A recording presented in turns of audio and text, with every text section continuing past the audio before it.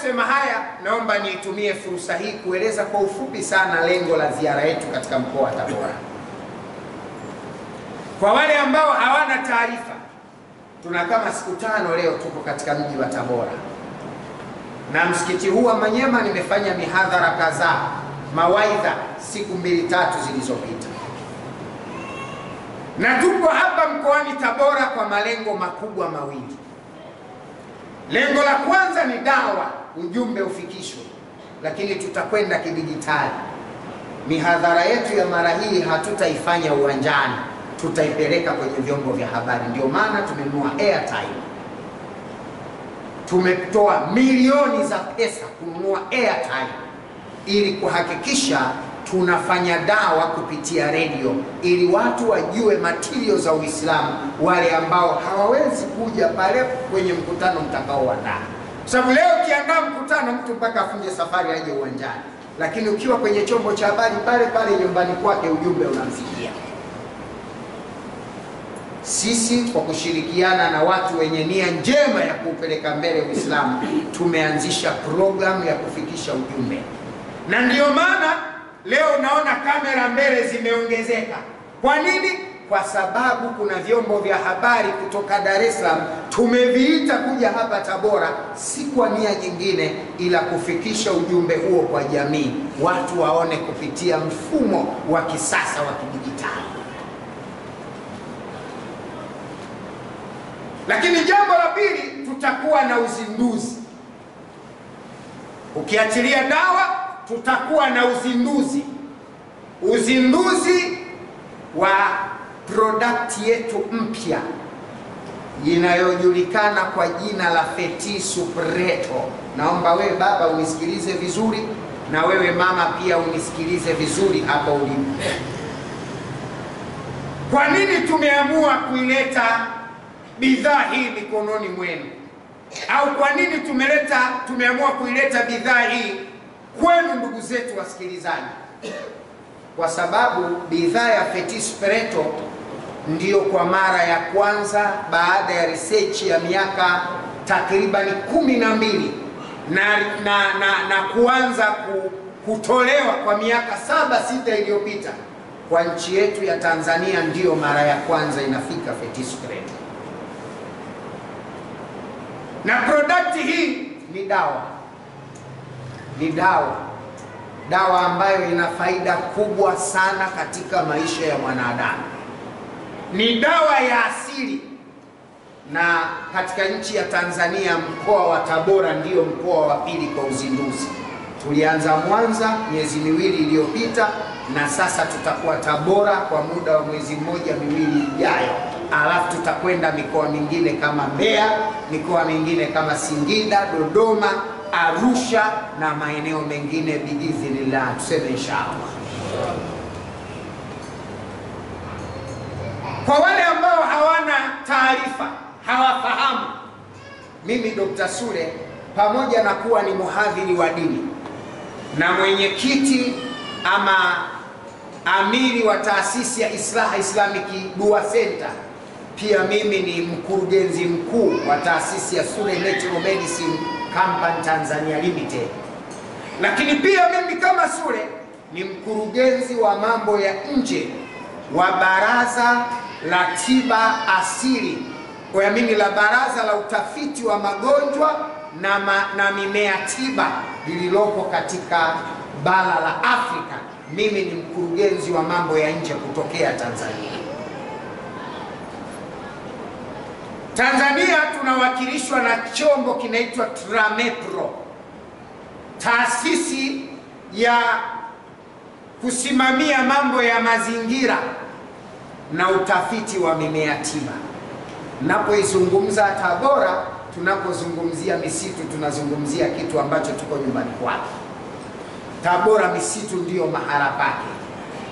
Sasa Mwenyezi Mungu Subhanahu wa Ta'ala akipenda, tarehe 7 na tarehe 8 mwezi huu tunatarajia kuwa na uzinduzi kwa mara ya kwanza wa product hii inayoitwa Fetis Preto. Fetis Preto ni jina la Kireno. Dawa hii asili yake inatokana na milima katika mlima Liko ulioko katika msitu wa mvua unaopatikana katika wilaya ya Zambezia katika mkoa wa kaskazini katika nchi ya Mozambiki au Msumbiji. Mlima huu Liko, kama unaweza kuingia sasa hivi Google ukaandika Mount Liko, unaandika MOUNT alafu andika Liko ya LICO. Ukiandika maneno hayo, neno Mount Liko litakuja. Utauona huo mlima unafanana na kikapu, unafanana na chungu. Katikati una bonde na kuna msitu wa miti, alafu nje yake umezungukwa na msitu mkubwa, miongoni mwa misitu mikubwa barani Afrika. Huu ni katika msitu wa 3 kwa ukubwa barani Afrika, baada ya ule ulioko DRC Congo na Central Africa, mashariki Afrika ya kati. Msitu huu una miti na maajabu makubwa ambayo imewafanya watafiti duniani wamelazimika kwenda kwa gharama kubwa kwenda kufanya research yaliyomo ndani ya msitu huo. Sifa ya kwanza ya msitu huu ambayo haifanani na msitu wowote duniani, ndio msitu pekee unanyeshewa mvua sizoni zote za mwaka, majira yote ya mwaka, from January to December, muda wote unanyeshewa na mvua. Hauna kiangazi, hauna kifuku, muda wote kwake ni mvua. Ni msitu ulionawili na kustawi barabara. Lakini maajabu mengine yaliyofanyiwa katika uchunguzi na wenzetu wa Baraza la Utafiti wa Mimea Tiba na Maradhi katika baraza hili lililopo hapa Afrika, ambayo makao yake yapo katika nchi ya Misri, ni ile hali ukiingia katika msitu huu kukutana na vitu visivyo vya kawaida. Cha kwanza, ikitokea mvua inanyesha, yako kwenye Google yanayokuambia, ikitokea mvua imenyesha, upepo wa mvua ukawa unapiga na mvua inanyesha, yale majani yake hutengeneza sauti za milio. Wadudu na kama vile nyoka na wanyama wakali hukimbia ule msitu ukabaki salama. Ndio msitu pekee haishi nyoka wa aina yoyote mwenye kuweza kuishi pale. Kwa nini? Kwa sababu ya maajabu yaliyopo katika ule msitu. Kwanza, sauti zinazotokana na mlio wa majani unapopulizwa kwa sauti, ule upepo, yale majani hutoa sauti, wao wadudu wakakimbia. Lakini kingine cha ajabu zaidi, yale majani yake yana harufu ya ajabu, huyafanya wanyama wakakimbia na wadudu wachafu. Na ndiyo maana dawa hii inayotokana na miti hii tukaiita Fetissupreto. Ikaitwa nini? Fetissupreto. Kwa nini? Kwa sababu wakazi wa maeneo yale, wakazi wa wilaya ile, Fetissupreto kwa Kiswahili maana yake ni uchawi mweusi. Wanaamini kwamba ile miti ni miti yenye uchawi mkubwa, kwa sababu ina uwezo wa kukimbiza kitu chochote kibaya. Si inaeleweka vizuri? Kwa sababu wao ni mashirikina. Wengi wanaokaa kwa Mozambiki, Waislamu wachache sana. Waislamu Mozambiki wako Cabo Delgado, province ya Cabo Delgado, na sasa hivi ndio kumeshakuwa hakukaliki tena. Sasa wenyewe wanaita Fetissupreto kwa sababu ya maajabu yake. Lakini Fetissupreto, baada ya wenyeji kuona ni miti na maajabu mengi, sisi kama baraza tukaamua kwenda kuchukua material na kuanza kuyafanyia kazi. Sasa haya ndiyo matokeo ya majibu ya maabara na majibu yasiyokuwa ya maabara yaliyofanya kazi katika Fetissupreto. Ndiyo maana nasema product hii wenyewe wanaita the king of medicine, ndiyo mfalme wa matibabu duniani. Kwa nini? Kwa sababu kwanza, ilipofanyiwa uchunguzi, ndiyo dawa yenye uwezo mkubwa wa kutibu magonjwa ya mfumo wa kibiolojia, magonjwa ya kibiolojia. Dawa inaweza kutibu pressure, dawa inaweza kutibu sukari, dawa inaweza kutibu bawasiri, hemorrhoid, dawa inaweza kutibu mifupa, dawa inaweza kutibu malaria, dawa inaweza kutibu typhoid, Dawa inaweza kutibu homoni, mfumo wa homoni kwa mwanamke. Dawa inaweza kutibu headache, maumivu ya kichwa. Dawa inaweza kuboost immune kwa mtu kinga ziko chini. Dawa inaweza kutibu matatizo ya hepatitis, shida matatizo katika ini. Dawa inaweza kutibu matatizo ya figo zinazofeli. Dawa inaweza kutibu bandama, watu wenye matatizo ya kuathirika kwa bandama. Lakini baada ya kueleza mapana kabisa katika magonjwa ya kibiolojia, wakasema ina uwezo mkubwa wa kutibu magonjwa ya kishetani. Na hapa kuna shekhe mmoja kutoka Misri, yeye alikwenda kufanya research hii ifuatayo. Kuna bwana mmoja alipata, unajua wenzetu matajiri wana pesa, sio kama sisi akina pangu pakavu tia mchuzi. Lakini Mungu anaweza kukupa utajiri akakutia mtihani wa maradhi, au akamtia mtihani wa maradhi mwanao, ile pesa yako isiwe na kazi. Yuko bwana mmoja tajiri sana, yeye ni Misri. Mungu kamtihani, ana watoto wawili, afu wote wameshikwa na mashetani, majini wanapandisha kelele. Amekwenda kufanyiwa visomo na wasomi wa rukia. Jini anaaga anatoka, baada ya wiki 2 karudi. Jini anaaga anatoka, baada ya miezi 6 karudi. Wamewapa dawa na dawa, jini anatoka baada ya siku 2-3 karudi. Jini anatoka baada ya miezi 2-3 karudi. Akakata tamaa, akafikia mahala akaweka nadhiri kwamba mtu yoyote atakayemtibu mwanangu akapona, nitampa dawa yoyote, nitampa pesa yoyote anayoitaka. Unajua tajiri akikaa na wenzake wakizungumza mambo, na hasa swala la pesa, lile jambo linasambaa haraka. Kila mtu anajua nani nikimpata jambo litakuwa mzigo utaingia. Ikaenda akapatikana shekhe mmoja katika mashehe au katika wataalamu watafiti wa mimea tiba waliopo katika baraza hili. Yeye akapata taarifa kwamba kuna mtu ana shida. Akaenda akakutana naye yule tajiri, akazungumza naye, akamwambia mimi nataka tufanye tiba, lakini naomba uniruhusu unipe na watu wa familia yako, maharimu hawa familia, nisafiri nao kwenda huko katika maeneo nalotaka na kufanya nao matibabu, alafu nataka nione nini kitasaidia. Kitu gani kilimpa nafasi huyu bwana kuamua kusema hivi? Kwa sababu zilipochukuliwa zile material za ule mti, kwa maana mzizi wake, gome lake, mbegu yake, kwa sababu mti wenyewe uko kama mlonge, kila kitu ni tiba. Maua yake ni dawa. Tafiti wanasema lile ua lake lina harufu kama mentho. Ukiwa na mafua makali, ukinusa tu mafua yanakatika hapo hapo kwa idhini ya Mungu. Ukiinywa kwenye maji, una shida ya miwasho kwenye koo inaondoka. Hivyo ndivyo mti ulivyo na maajabu. Sasa nini alichokifanya? Walichukua baadhi ya dawa ya unga, wakaitumia kwa kuwapa wagonjwa wenye mashetani wachache. Improvement yao ikawa kubwa. Huyu bwana akaona hapana, nisifanyie Misri, niende kule kule ili nilifanye jambo liwe na gharama. Akaongea na tajiri akakubali, watu wana pesa zao bwana. Ikakodiwa ndege kutoka Misri mpaka katika nchi ya Mozambiki. Ikashuka ndege Mozambiki na Mpula. Kuna shekhe mmoja yuko kule, mtu wetu wa karibu sana, ndio mwenyeji wetu. Wakashuka, wakapokelewa, wakamchukua, wakaenda naye mpaka pale nyumbani kwake, wakalala. Asubuhi wakachukua gari ya kukodi, wakaenda mpaka huko msituni. Walipokuwa njiani wanakwenda msituni, walipokaribia tu katika ule msitu kama kilomita 1, wale mabinti bila ya kusomewa, bila kufanyiwa chochote, wakaanza kupiga makelele, tunaungua tunakufa, tunaungua tunakufa, mpaka wanaingia gari na paki, wanawachukua wale, wanawabeba titi.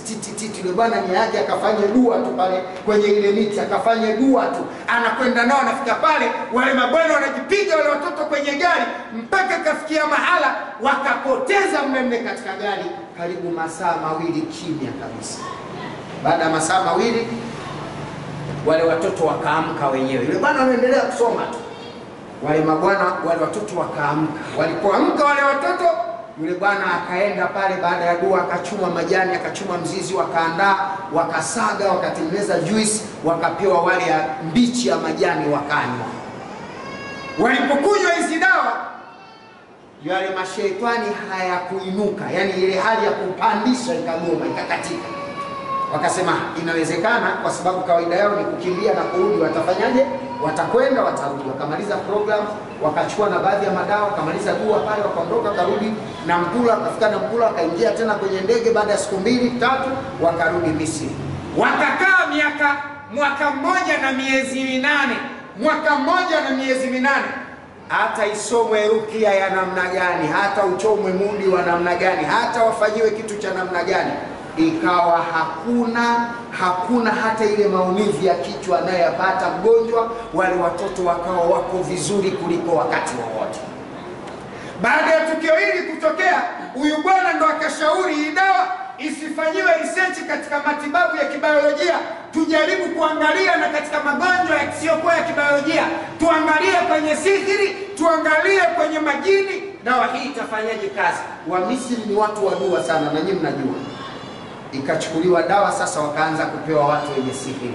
Ajabu ya kwanza, yale majani yake akisagiwa, mtu akikorogewa nusu kijiko cha chai, akikorogewa akinywa, basi maajabu yanayotokea, ile mwili wa mtu unakwenda kufanya research katika tumbo, unanyafua kila uchafu, alafu mtu anaanza kuhisi kutaka kama kuharisha, au anaweza kahisi kama kutapika, au anaweza kuhisi kama kukojoa. Jambo hili linaweza kumpelekea mara 3, mara 4 mpaka mara 5 uchafu unatoka katika mwili, uchafu unatoka katika mwili. Walipofanya research baada ya kupewa wagonjwa kadhaa dawa hii, maajabu yaliyokuja kutokea ni kwamba hata mtu akiwa amelishwa kitu, basi ile haja yake mkubwa inaweza kutoka, ima ina vitu visivyoeleweka, ama haja yake ndogo inaweza kutoka na mabonge kama usaha, madamu, lakini akikauka hapo kila kitu kimekaa sawa. Utafiti sasa, na sisi tulipopata kujua mwaka 2014, tulipopata kujua jambo hili 2014, ndio sasa wenzetu wa bara la Afrika tukafanya uchunguzi na sisi kuamua kupeleka product katika maeneo mbalimbali. 2012 nilipokuwa South Africa na 2014 nilipokuwa Mozambiki, mimi mwenyewe product hii ilikuwa ya kwanza kwenda kufanyia kazi na research kwa wagonjwa, na walillah alhamdulillah ileta majibu makubwa sana. Kwa sababu kwanza unatakiwa ujue katika nchi za Afrika kwa uchawi wa Mozambikano wanaongoza. Mimi hata siamini Mkongomani wala Nigeria, wote hao ni pangu makavu kwa huyo Mozambikano. Nimekutana na maajabu huko, sijawahi kuyaona. Mkuu wa wilaya aliwahi kuwakorofisha watu. Hii inaitwa Mkojo. Wilaya kijiji kinaitwa nini? Mkojo. Kinaitwa nini? Mkojo. Mozambiki kuna eneo linaitwa Mkojo. Liko katika jimbo, liko katika provinsi ya Cabo Delgado. Unapotoka Msimbwa provinsi ya unapotoka Msimbwa da Praia, kama unaelekea Pemba, hapo katikati wilayani Makumia, ukikata kushoto unakwenda pwani ya ziwa ya bahari ya Hindi, kuna sehemu inaitwa Mkojo. Sio story hii, nimekutana nayo mwenyewe, sio nimehadithiwa, nimekutana nayo mwenyewe. Mkuu wa wilaya aliwatukana wakulima wa ufuta, yaani waligombana nao kwenye kauli.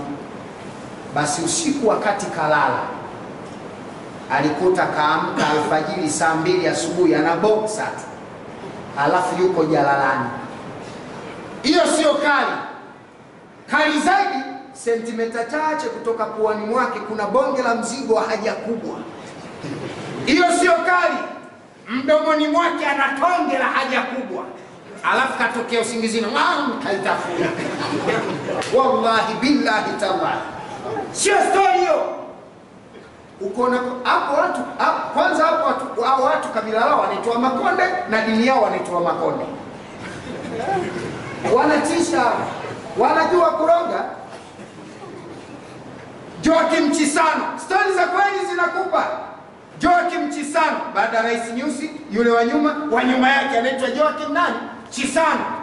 Alikuwa anapeleka umeme, unatolewa Msimbwa, unatolewa Pemba, unaletwa Msimbwa na Palma, unaletwa umeme. Ulipofika pale, wazee hawakupewa taarifa, wakazuia umeme usiende. Ikawa nguzo ikiwekwa inakatika yenyewe. Yaani ukifunga umeme saizi nguzo yenyewe unakatika wenyewe. Wakapambana, wakasema hili jambo bila kuwaita wakubwa haliwezekani. Akapigiwa simu rais. Rais akasema ngoja niende mimi. Wallahi billahi tallahi niko kwenye saumu, hizi story zote mbili nakupa za kweli. Wakati wanatoka wamefika mpaka Pemba, Pemba wakachukua magari. Wamekuja na magari, wanakaribia katika kile kijiji. Kuanzia pikipiki ya mbele mpaka gari za usalama zikazima zote na ya rais. Rais akasema waheshimiwa, lazima niinuke niende mwenyewe.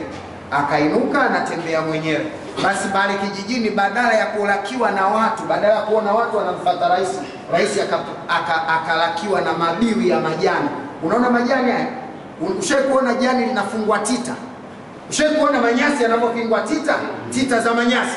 Sasa tita za ufuta, tita za nini? Za ufuta. Yaani tita za ufuta zinadunda, zinamfuata rais. Wallahi billahi historia. Usifanye masiala, kuna watu kuroga wanajua. Kuna watu wanajua uchawi, sikiaga hivyo hivyo. Wewe sema uchawi hakuna, hujarogwa mpuzi mkubwa. Kiroga ndio utajua uchawi unauma. Uchawi hakuna, nakudanganya nani? Ndugu zangu Waislamu, dawa hii moja ya maajabu iliyokwenda kufanya katika mwili wa mwanadamu. Ima umewekewa chipu ya kichawi, ima umewekewa chipu ya kijini. Ile chipu inabomolewa kama vile unavyoona biskuti ikitiwa ndani ya maji. Ili shetani au control mwili wako, anaweka chipu ya kichawi kwenye mwili wako, kama unavyoona simu ingie na kuchomekwa chipu. Na hiyo ndio ambayo inaenda kufanya fetus pareto. Kwa hiyo wewe ndugu yangu mwenye dalili hizi za maradhi, wewe jijue ni mgonjwa na unahitaji tiba. Na hii fetus pareto biidhnillah itafanya kazi pande zote mbili, tuseme inshallah. Kuna watu wanaumwa lakini wenyewe hawajui. Kwa sababu mtu mwingine ili aumwe mpaka aone kazidiwa kalala kitandani ndio anataka kuinuka aondoke. Nataka nikwambie ziko dalili ukiziona ujue unaumwa, kwa sababu mwili kanuni yake, kikiingia kitu chochote kigeni ambacho sio cha kawaida mwilini, cells za mwili zina react kwa kukufahamisha kwamba mwili umeingiliwa na askari, sio yule mwenyewe anayehusika. Yaani kimeingia kitu kiovu ambacho ukikiacha sisi majeshi tutashindwa. Fanya jitihada ukitoa